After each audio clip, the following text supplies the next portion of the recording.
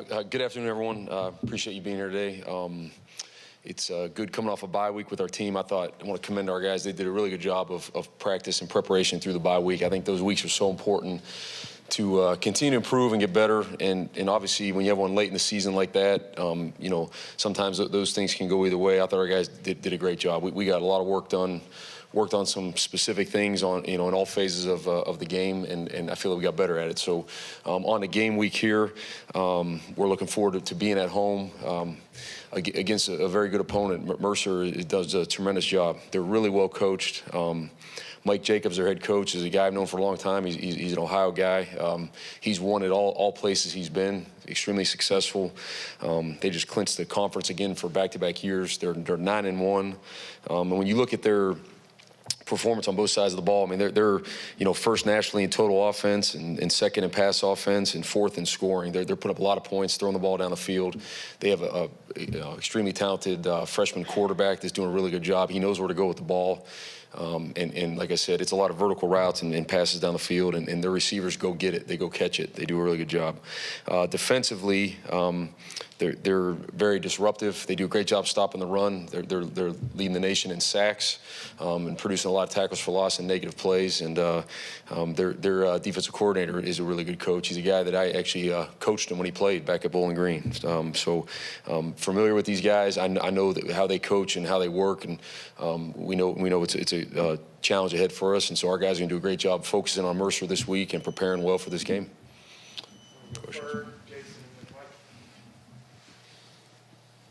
DJ, you guys made a decision on what y'all are going to do with Ashton and just the redshirt situation and all that at quarterback heading into this week?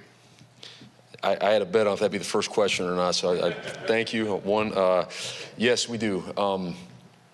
I feel that you have a great responsibility as a head coach to do what is best for your football team and your program at all times. That's what you're hired to do. That's what you need to do.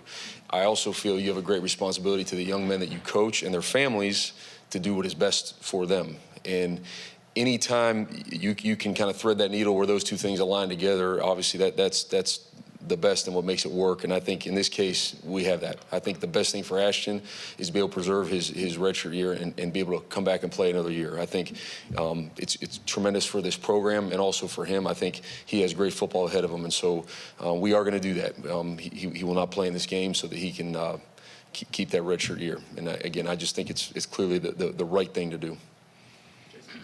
Adding to that, do you know what you will do at quarterback, Ashton, whether it's Deuce kind of getting his shot, or have y'all decided that yet?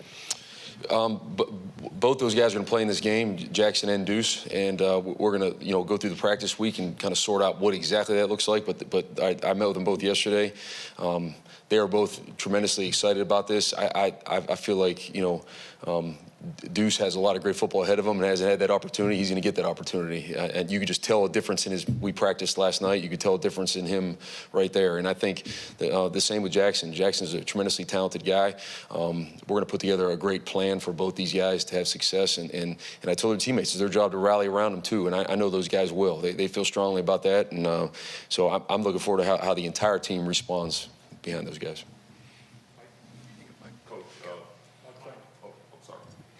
Coach, since you are going to start Deuce, how do you get a young guy prepared here? You had 2 weeks to prepare for Mercer. Can you talk about the things maybe that you guys coached him on this week and how you get him prepared for his first start? So again, both quarterbacks, we haven't decided starters and all that. It's both quarterbacks are going to play in the game, and we'll make that determination later in the week. But I think, with Deuce, it's like any other guy. You give him a plan and give him the right tools to help him that suit his strengths. And I think, again, it's about the teammates around you. I know the quarterback position gets the spotlight. Obviously, they often get more credit than they deserve and definitely get more blame than they deserve. But it's about the guys around him. And I think Deuce understands that too. He's got great players around him, and his job is to be, the distributor of the ball to those guys, and that's what we're going to ask him to do. DJ, you talked about kind of this team. How was it as a staff to get through a week where you kind of had a chance to take a deep breath after drinking from a fire hose that first week? How was that handled last week, and now is there a lot more comfort level, I guess, heading into this game?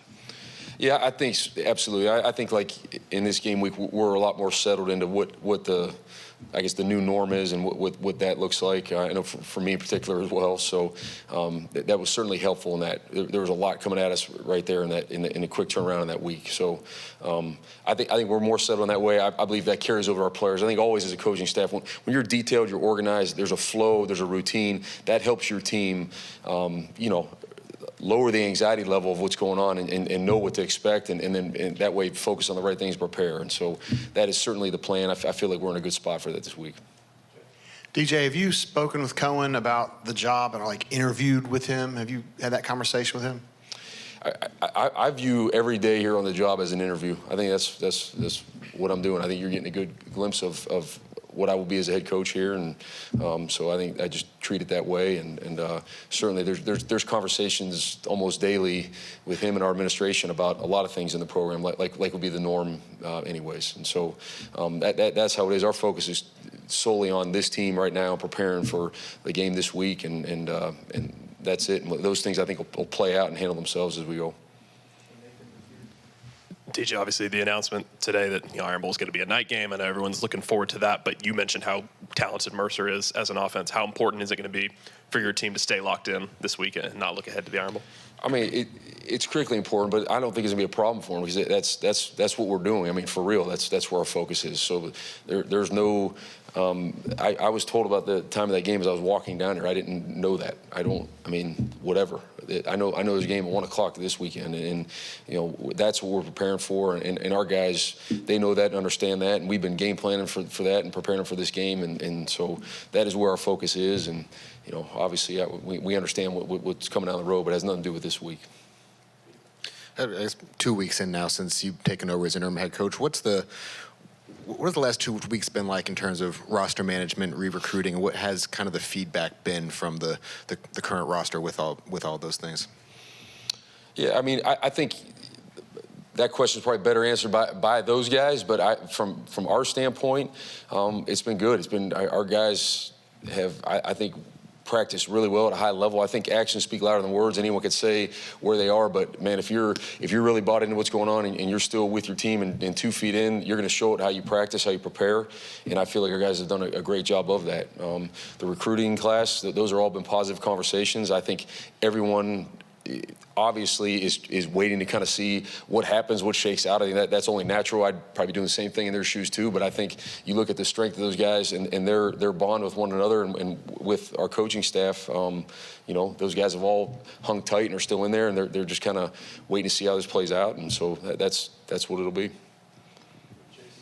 DJ, you talked about kind of settling in for you guys as a defense heading into this one, obviously another challenge. Did you learn anything after going back and watching Vandy about maybe game days, anything you might handle differently, how the flow of the game goes as a play caller and the head coach as well? Yeah, definitely. That game, I think, probably on both sides went a little different than anyone thought it was going to go, and it kind of changed throughout it. I really wish, looking back, I made a few different adjustments throughout the game defensively, so I'm certainly going to be better that way moving forward. I think it's important in I guess any profession, but especially ours, that you take time to reflect. You got to go back and reflect. We coach our guys all the time and grade them on the film what they did. I think as coaches we do the same thing, and so there's certainly things that I myself and our defensive staff could have done better in that game, and we've talked about that and addressed that. And I think moving forward we'll be smoother with that too. DJ, looking back at that Vandy game, especially on defense in the secondary, what kind of lessons do you guys learn from that game, having some extra time to look back at it and knowing that y'all have got Mercer this week, and obviously Alabama's really talented passing offense coming up as well? That game kind of changed.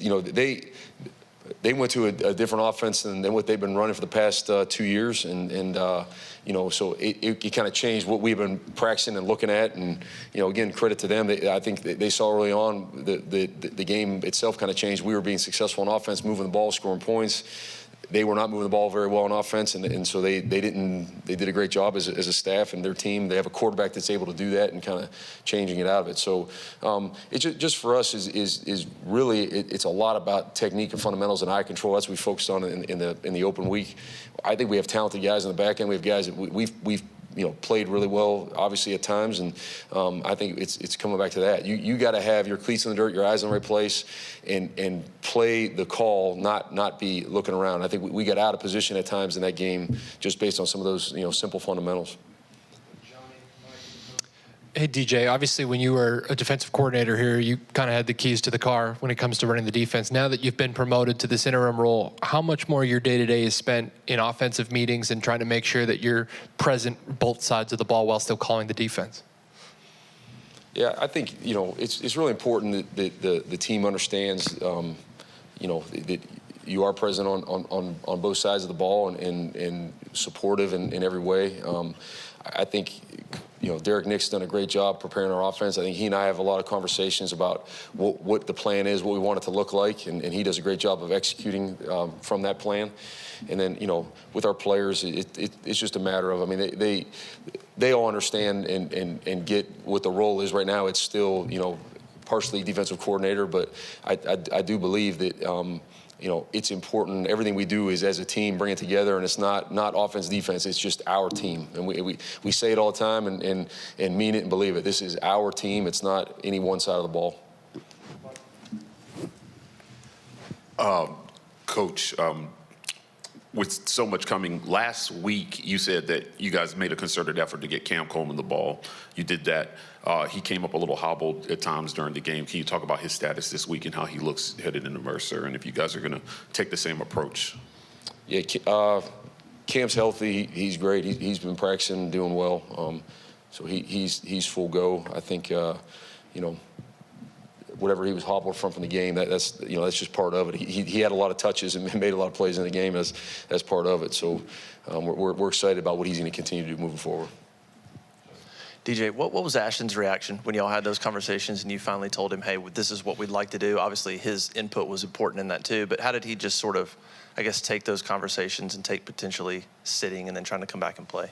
Yeah, Ashton is like, that guy, he's a dude, man. Like, he honestly, if whatever we would have said, like, this is the plans we're going to do, he'd have been 100% with and been full speed ahead and not flinched. And I think he's just a tremendous person, just great character, great teammate. His teammates know that. They feel that. You can see how the guys rally around him. He's amazing. And then I think, you say all that, it's like, okay, well, how does that happen? And then you get on the phone with his mom and dad, and it's like, well, okay, well, that's pretty clear where he came from. They're just tremendous people and just about the team, about the right things. Both mom and dad are coaches as well. And so you can tell where all that comes from. So I think it's very clear what the right thing to do is. That's why we're doing it. But I also want to be very clear, like, it's not something they were pressuring or pushing, or this is just, they were ready to do whatever the team asked of them. And I think it's just, pretty incredible.